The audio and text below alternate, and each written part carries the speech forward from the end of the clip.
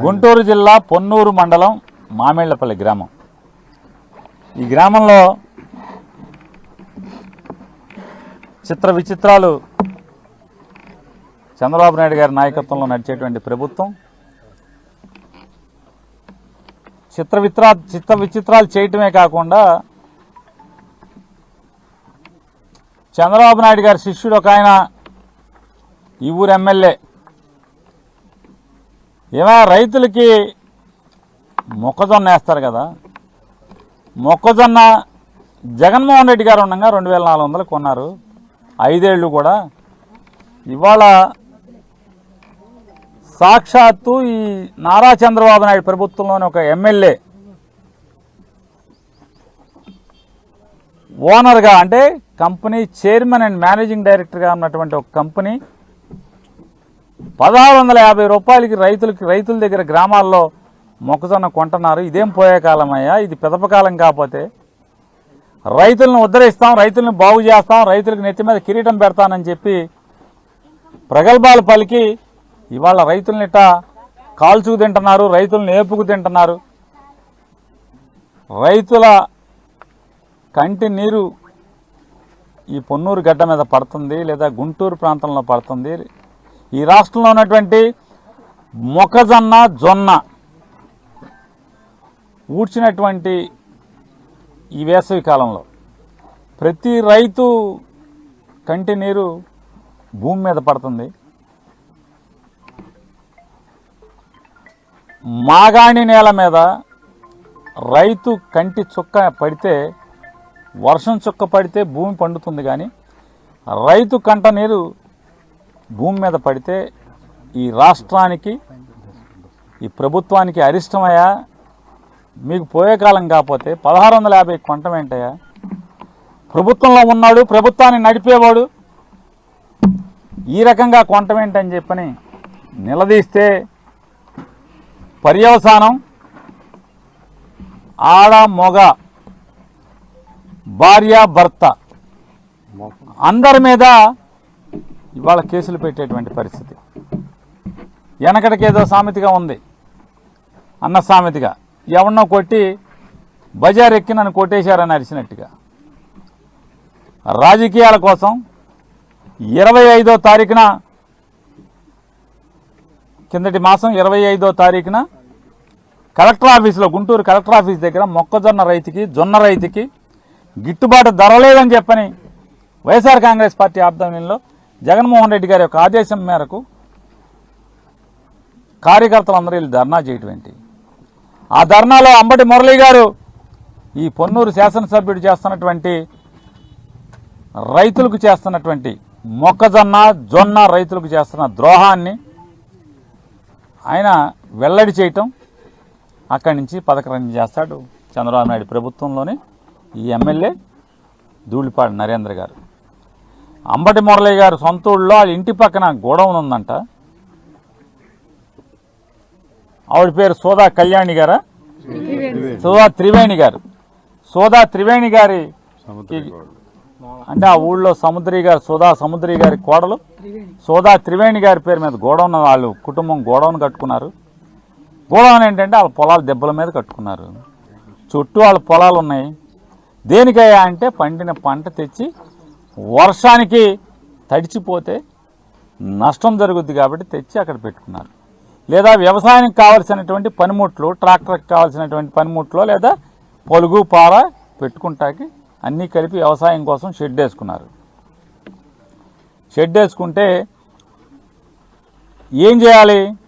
ఈ ఊళ్ళో ఉన్నటువంటి తెలుగుదేశం వాళ్ళు ఒక్కళ్ళు లేకుండా, ఈ మామిళ్లపల్లిలో కూడా తెలుగుదేశం ఉంది కదా, ఈ మామిళ్లపల్లిలో కూడా జనసేన ఉంది కదా, కానీ ఇక్కడికి సంబంధించి ఈ గ్రామానికి సంబంధించిన ఒక్కళ్ళంటే ఒక్కళ్ళు కూడా ఉండకుండా మొత్తం పొన్నూరు నుంచి లేదా చుట్టుపక్కల గ్రామాల నుంచి, అంటే ఈ పొన్నూరు మండలానికి సంబంధం లేకుండా పక్క మండలాల నుంచి కూడా అన్నిటిని కూడా తెలుగుదేశం నాయకులు వాళ్ళందరూ కూడా ఎక్కువ మంది వ్యవసాయం చేయటంలో కంటే కూడా, అంటే దుక్కి దున్ని నారు పోసి కోత కోసి పంటని ఇంటికి తీసుకెళ్లే దాంట్లో కంటే కూడా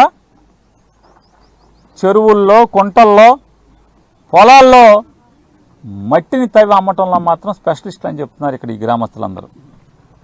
వాళ్ళు రైతులు కూడా కాదండి. రైతు కంటే కూడా, అంటే మనం పంట కోసం చూస్తాం, ఎప్పుడు పొలాలు పంటలు అయిపోతాయా, ఎప్పుడు నీరెండిపోద్దా, ఎప్పుడు తవ్వుకుని మట్టి అమ్ముకుందాం అనేటువంటి అంటే నైపుణ్యం ఉన్నటువంటి వీళ్ళు మా గ్రామం మీదకి వచ్చి దౌర్జన్యంగా ఏం చేయాలి?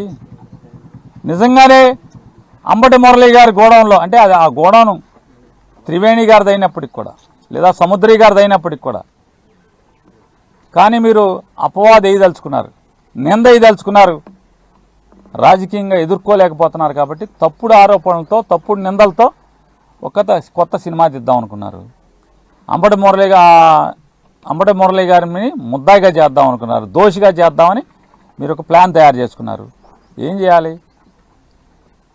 మార్కెటింగ్ సెక్రటరీ, లేదా ఎంఆర్ఓ, లేదా సివిల్ సప్లైస్ అధికారులు కానీ, లేదా పోలీసులు, విజిలెన్స్, వీళ్ళు కదా వచ్చి ఇది చేయాల్సింది. కానీ దౌర్జన్యంగా, అంటే కండబలం ఉంది, మేము రౌడీలం, ఏ ఊరైనా, మామిళ్ళపల్లి అంటే ఏ ఊరైనా సరే మా రౌడీజానికి అదుపు ఉండదు, మాకు పోలీసు అంగుండదని చెప్పని ఉకుల్ జిందాల్ గారు ఎంత చెడిపోయారా, మా దగ్గర కూడా ఎడిషనల్ ఎస్పీ చేశాడు జగన్ గారి గవర్నమెంట్లో. ఎంత పోలీస్ వ్యవస్థ చెడగొట్టారంటే, మరి డీజీపీ గారికి ఏమైందో, డీజీపీ గారు కూడా బందర్లో ఎస్పీ చేసినప్పుడు పుల్లాగా ఉద్యోగం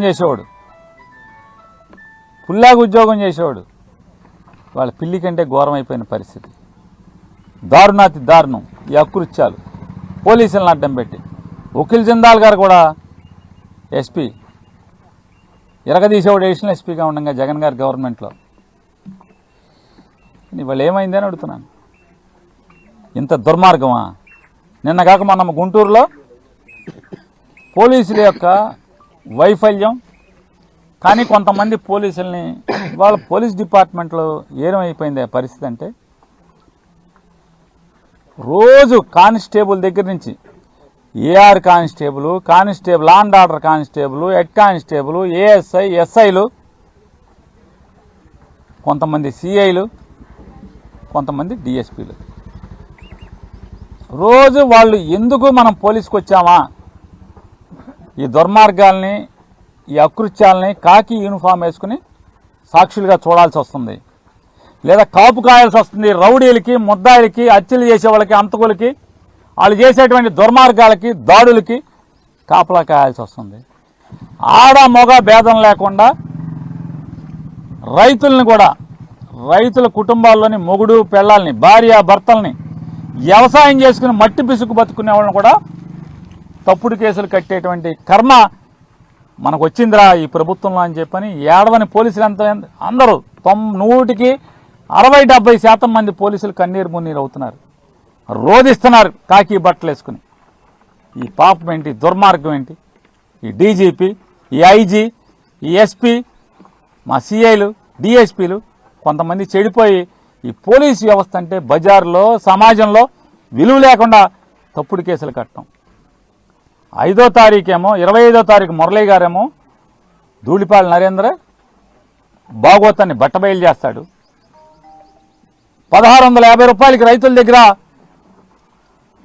మొక్కజొన్న కొని వడ్లమూడిలో గోడౌన్లో పెట్టుకుంటాడు. రికార్డుల్లో, సంగం డైరీ రికార్డుల్లో బ్రోకర్లకి ఊళ్ళో 1650 కట్టి రైతులకి రేటు కట్టి తీసుకొచ్చినటువంటి బ్రోకర్లకి, నరేంద్ర ఏజెంట్లకి 2100 రికార్డులో రాస్తాడు. కానీ కేంద్ర రాష్ట్ర ప్రభుత్వాలు 2400 కొనాలని చెప్పని ప్రభుత్వాలు చెప్తే ఇతను బరితెగించి నేను 2100కే కొన్నాను సంగం డైరీ నుంచి అంటాడు. 1650కేమో ఊళ్ళో నరేంద్ర ఏజెంట్లు, తాబేదారులు, బ్రోకర్లు రైతులకేమో రేటు కడతారు.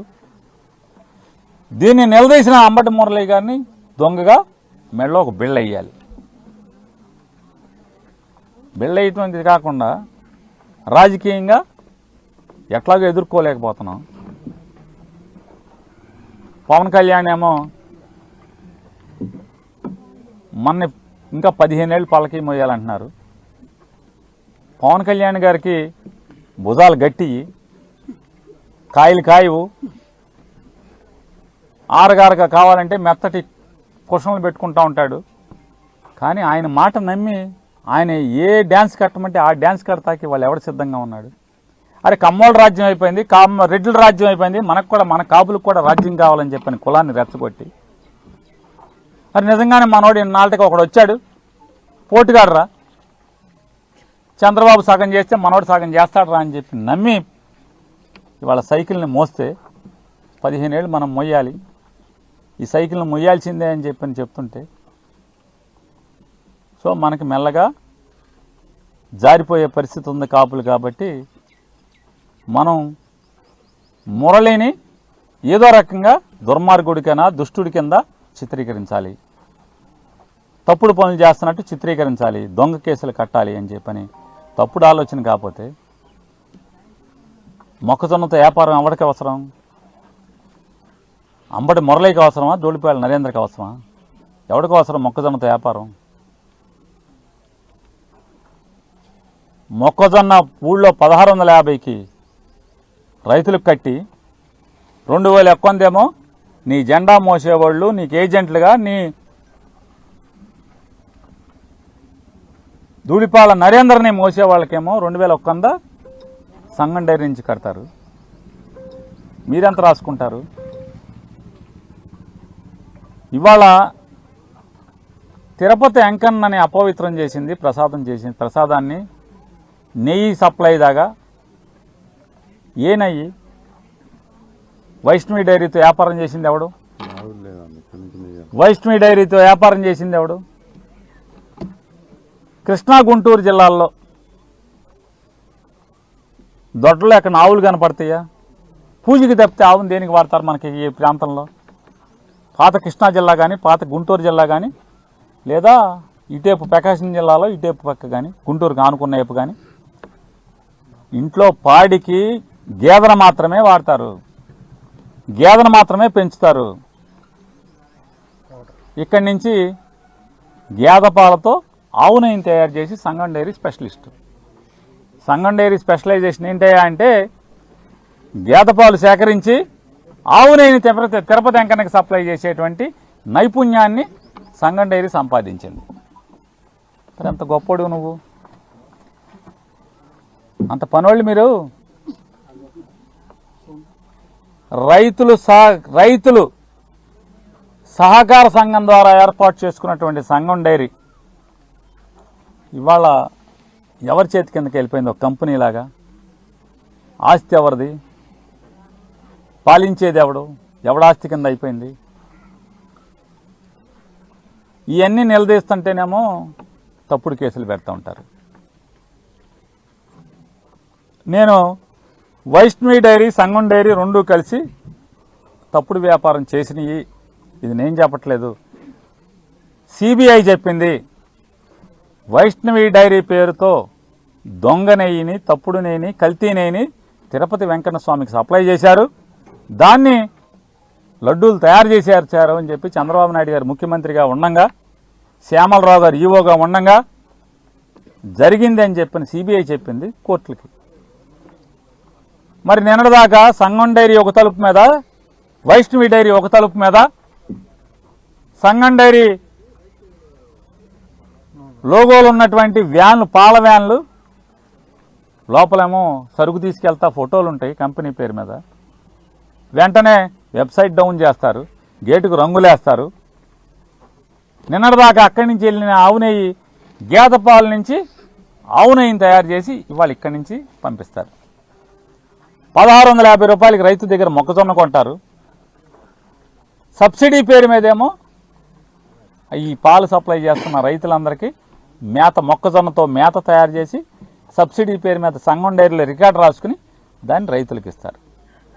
ఏతావాత జొన్నతో లాభాలు తినేది ఎవరు? జొన్నతో బాగా మేస్తున్నది ఎవరు? జొన్న అవసరం ఎవరికి?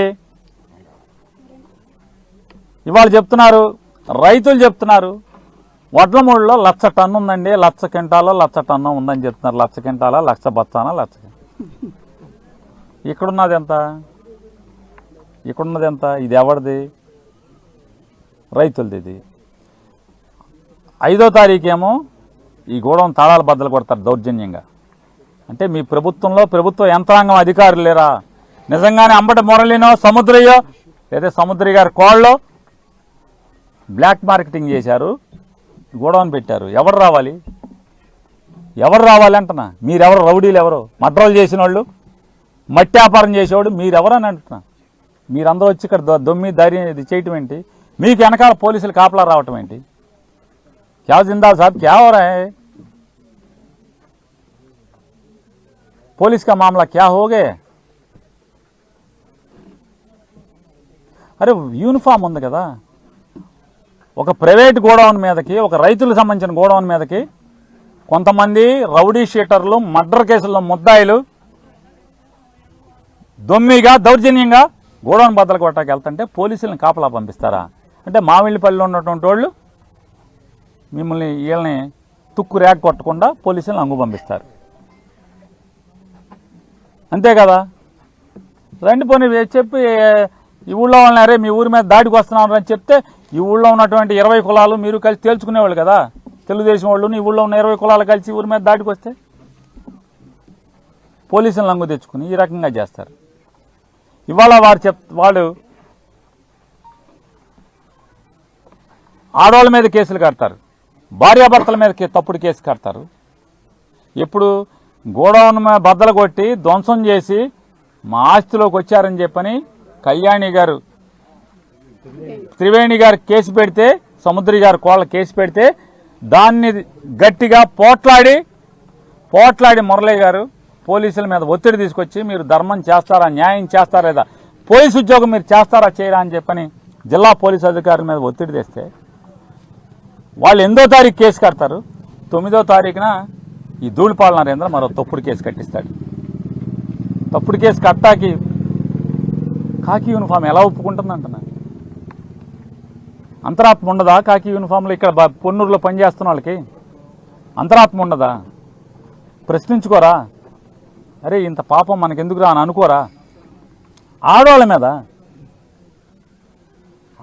మీద పొలానికి వెళ్ళి రోజు మట్టి పిసుక్కునే వాళ్ళ మీద, ఏనాడు పొన్నూరు మొహం సరిగ్గా చూడని వాళ్ళ మీద, ఇల్లు పొలం తప్పితే ఇంకొక వ్యవహారం తెలియని వాళ్ళ మీద ఇవాళ ముద్దాయిలుగా కేసులు పెడతారా? వాళ్ళు దౌర్జన్యం చేశారా?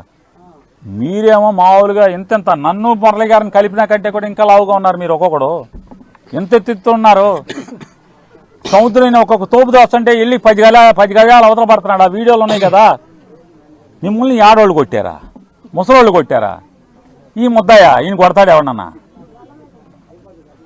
కాదే వాళ్ళు ఎప్పుడు మామూలుకి శ్మశానం ఎప్పుడు పిలుతుందని ఎదురు చూసే పరిస్థితులు వాళ్ళు ఉన్నారు. ఈ వయసులో కర్మకి 30 ఏళ్ళు నీ వెనకాల తిరిగి నీ జెండా మోసి నిన్ను గెలిపించిన కర్మకి ఈ మామిళ్ళపల్లిలో ఉన్నటువంటి కాపులు ఈ వయసులో ముద్దాయిలు అవ్వాలా? జైలుకి వెళ్ళి రావాలా? సిగ్గుపడకుండా, సిగ్గు లేకుండా ఇవాళ సత్యమేవ జయితే అని చెప్పి ఇక్కడికి వస్తారా ఈ ఊళ్ళోకి? మరి ఆ ఎంఆర్ఓ ఎవరు రేపల్లి పక్కన ఊళ్ళోంచి అక్కడ పుట్టి అక్కడ చదువుకున్నా అంట. మరి రేపల్లో మాస్టర్లు ఇదే చదువు నేర్పారేమో. ఆ ఎంఆర్ఓకి చదువు చెప్పిన మాస్టర్లారా పట్టుకుని యమకొట్టుడు కొట్టండి. స్కూల్లో ఎట్టగొట్టేవాళ్ళు మీరు తప్పుడు పనులు చేస్తే యమకొట్టుడు కొట్టండి. అరే రాజకీయాలు ఏంట్రా మేము నేర్పిండి ఏంటి చదువు, నీ తప్పుడు పనులు ఏంట్రా, తప్పుడు ఉద్యోగం ఏంట్రా అని కొట్టపోతే, మీ మాస్టర్లు కొట్టపోతే ఇట్లాంటి వాళ్ళు ప్రజలను కాల్చుకు తింటూ ఉంటారు కదా. ఉద్యోగం కోసం తప్పుడు కేసు కడతావా నువ్వు? గోడౌన్ సీజ్ చేస్తావా? సీజ్ చేయడం లా అండ్ ఆర్డర్ అంట. సీజ్ కూడా కారణం ఏంటంటే ముందు రోజేమో మార్కెటింగ్ సెక్రటరీ గారు మీరు లైసెన్స్ లేకుండా వ్యాపారం చేస్తున్నారు కాబట్టి 5,000 పెనాల్టీ వేస్తాం, జాగ్రత్త లైసెన్స్ తీసుకోండి అని ఆవిడ చెబితే నోటీస్ అతికిస్తుంది. ఎంఆర్ఓ గారేమో మళ్ళీ ఒక సీలేస్తాడు. సీలేసేప్పుడు ఏమని ఇస్తాడు? పలానా తెలుగుదేశం నాయకుడు అంట, తెలుగుదేశం నాయకుడు కంప్లైంట్ చేశాడంట. ఏమని? రైతుల్ని ఏమార్చి రైతుల్ని దోచుకుని అంబటి మురళి గారు సరుకు కొన్నాడు రైతుల దగ్గర, కొని ఇక్కడ దాచుకున్నాడు, బ్లాక్ మార్కెటింగ్ చేస్తున్నాడని చెప్పని తెలుగుదేశం నాయకుడు కేసు పెట్టాడంట. ఎవడు కేసు పెట్టాలి? ఎవరైతే రైతులు ఆరోపణ చేస్తే నా సరుకు నేను అమ్మాను, ఇదిగో అంబటి మురళి గారి అకౌంట్లోంచి నాకు డబ్బులు వచ్చినాయి, నా దగ్గర మొక్కజొన్న కొని డబ్బులు వేశాడు, లేదా నాకు ఈ రసీదు ఇచ్చాడు, లేదా ఇదిగో ఫోటో నేను అమ్మినప్పుడు నాకు అంబటి మురళి గారి దగ్గరికి వెళ్ళి నేను మాట్లాడితే ఇదిగో ఫోటో ఇదిగో, లేదా ఏమీ లేదు నా దగ్గర సాక్ష్యం లేదు కానీ నా దగ్గర అంబటి మురళి కొన్నాడు నేను అమ్మానని ఒక్క మొక్కజొన్న రైతు అన్న కంప్లైంట్ తీసుకోవాలి కదా. అంటే దొంగ కేసు పెట్టాక కూడా మీరు వావి వరుసలు కానీ వచ్చుని నీచం ఆలోచించట్లేదు. తెలుగుదేశం నాయకుడు కంప్లైంట్ పెడితే గూడౌన్ వచ్చి సీజ్ చేస్తాడు ఈ ఎంఆర్ఓ గారు. మార్కెటింగ్ యార్డ్ ఆయన ఆవిడ నోటీస్ పెడుతుంది, త్రివేణి గారు కళ్యాణి గారు త్రివేణి గారు ఆవిడ సౌందర్య గారు కోళ్ళ తప్పుడు వ్యాపారం చేస్తుంది, లైసెన్స్ లేకుండా మొక్కజొన్న వ్యాపారం చేస్తుందంట ఆవిడ. దాంట్లో ఉన్న బస్తాలన్నీ అందరు రైతులు మాయ అని చెప్తున్నారు. నారా చంద్రబాబు నాయుడు గారికి హెచ్చరిక చేస్తున్నాం. నారా చంద్రబాబు నాయుడు గారు ధూళిపాల నరేంద్రతో సంగం డైరీకి రాజీనామా చేయించడం నువ్వు తలకిందులు తప్పొచ్చేనా నీ వల్ల కాల. మంత్రి పదవి ఏమనని బెదిరించినా కూడా నాకు సంగం డైరీ కావాలి, నీ బొంగులో మంత్రి పదవి నాకెందుకని చెప్పని నిన్ను చీకొట్టాడు నరేంద్ర. అవును కదా, ఇది వాస్తవమే కదా. అంటే డైరీలో ఉన్నటువంటి మజా, డైరీలో సంగం డైరీలో ఉన్నటువంటి హాయి, సంగం డైరీలో ఉన్నటువంటి కిక్కు నీ మంత్రి పదవిలో ఇంత కూడా ఉండదని చెప్పాడు కదా నరేంద్ర గారు. చెప్పలేదా? చెప్పాడు కదా. మరి ఎన్ని పాపాలు నీ నాయకత్వంలో ఇక్కడ జరుగుతుంటే, ఇక్కడ ఆడ మగ 60-70 ఏళ్ల వయసులో 50 చిల్లర వయసులో మట్టి పిసుక్కోవటం తప్పితే, పొలం పండించుకోవటం తప్పితే మరొక పని చేతకానటువంటి వీళ్ళు, మీరు వీళ్ళ మీద నీ ప్రభుత్వం తప్పుడు కేసులు పెట్టి వాళ్ళ కన్నీరు నేల మీద పడితే నీ కుటుంబానికి నారా చంద్రబాబు నాయుడికి ఏమన్నా సుఖమా జయమా అని అడుగుతున్నాను. రైతు భాషలోనే మాట్లాడుతున్నా. నీ కుటుంబం ఏమన్నా ముందుకెళ్తుందా?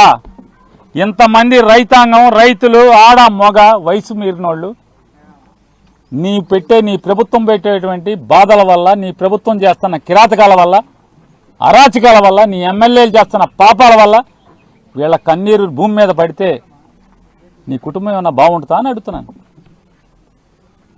నువ్వు కంట్రోల్ చేసుకోవాలి నారా చంద్రబాబు నాయుడు గారు. ఈ పాపాలు చేస్తున్నటువంటి ధూళిపాల నరేంద్ర నెట్టాకు సంగం డైరీలో పాపాలని, సంగం డైరీలో బయటకు తేలేవు, నువ్వు రిజైన్ చేయించలేవు.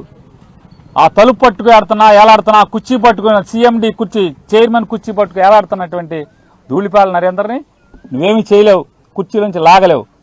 కనీసం ఇట్లాంటి తప్పుడు కేసులన్నా ఆపకపోతే మీ పతనం మావిళ్లపల్లితోనే మొదలవుతుందని కూడా నారా చంద్రబాబు నాయుడు గారికి హెచ్చరిక చేస్తున్నాం. అట్లాగే జిల్లా ఎస్పీ గారు, నువ్వెక్కడో ఉత్తర భారతదేశాన్ని నుంచి ఇక్కడికి వచ్చావు,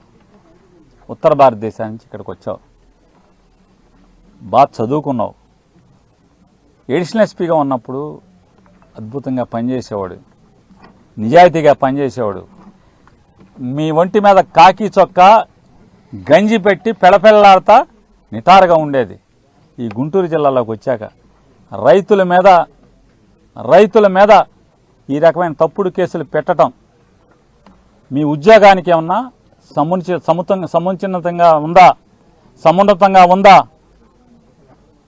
కరెక్టేనా? అది మీ అంతరాత్మను ప్రశ్నించుకుని ఈ తప్పుడు కేసుని 9వ తారీఖున కౌంటర్ కేసు కింద కట్టినటువంటి, గోడౌన్ ధ్వంసం చేసి గోడౌన్ బద్దలు కొట్టి ట్రెస్పాసింగ్ చేసినటువంటి, దమ్మి చేసినటువంటి ఆ కేసుకి కౌంటర్గా ఈ ఆడ మొగ మీద పెట్టినటువంటి, ముసలోళ్ళ మీద పెట్టిన కేసు, రైతుల మీద పెట్టినటువంటి కేసు, కాపుల మీద పెట్టినటువంటి ఈ కేసు, కేవలం కాపు కులస్తుల మీద పెట్టినటువంటి ఈ కేసుని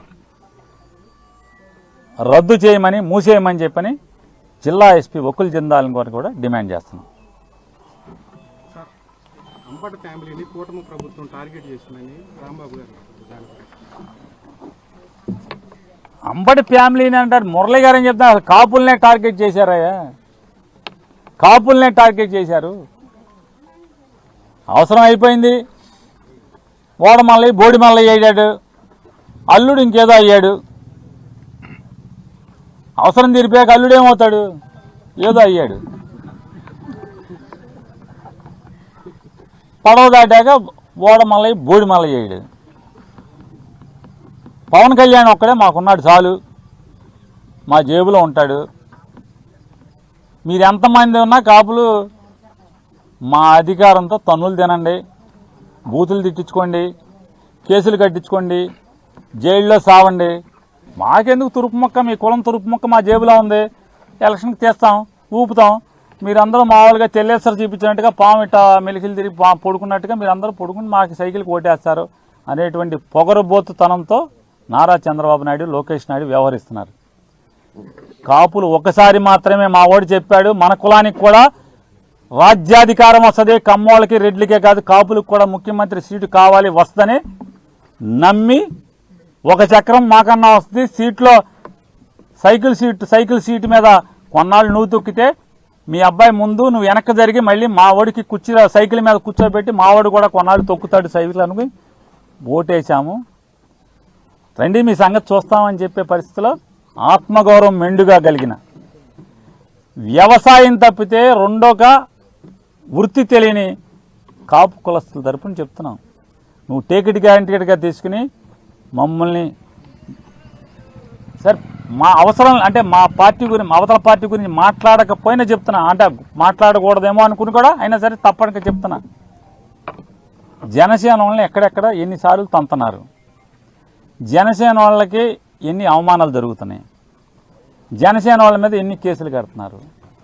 లేదు కాపులను ఎంతమంది, వైసీపీలో ఉన్న కాపులను మాత్రమే ఎంత వేధిస్తున్నారు, ఎన్ని తప్పుడు కేసులు కడుతున్నారు, జైలుకి పంపుతున్నారు. అంటే మాకు ఆత్మగౌరవం ఉండదనా నారా చంద్రబాబు నాయుడు గారు? కాపులకి ఆత్మగౌరవం ఉండదనుకుంటున్నారా? మాకు సొమ్ము లేదు కాపులకి, కానీ టన్నుల ఆత్మగౌరవం ఉంది, పొగరుందనేది మాత్రం గుర్తుపెట్టుకుని రాజకీయాలు చేయమని చెప్పి